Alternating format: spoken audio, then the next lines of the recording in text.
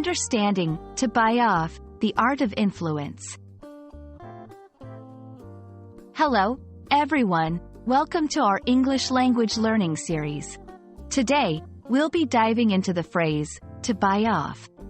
It's a phrase that appears in news articles, TV shows, and movies, but what does it really mean? Stay with us as we explore how to use this term correctly and effectively in different contexts. When we break down the phrase, to buy off, it initially seems like it could mean simply purchasing something. However, in a more figurative sense, it means to pay someone to drop a claim or stop them from causing trouble. The payment doesn't necessarily have to be in money. It can also be in the form of favors or any other benefit. Let's look at an example. Literal, he bought off his old car to his nephew for a good price. Figurative, the company tried to buy off the protesters with a donation. Using to buy off correctly can be tricky, so let's see it in action in a few sentences.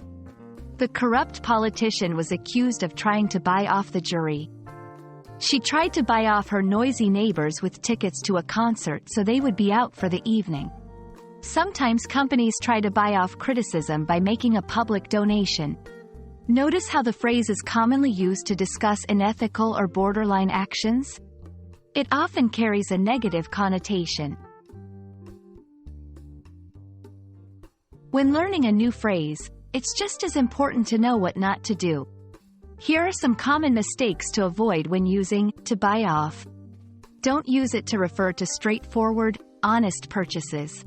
For example, don't say, I bought off groceries at the store. Avoid using it in a positive light when the situation is clearly unprincipled or dishonest. It's important to understand the subtle nuances. Understanding synonyms can expand your vocabulary and help you better grasp the concept. Some synonyms for to buy off include bribe, pay off, hush up, pacify with money. These can often be used interchangeably, but remember to keep the context in mind.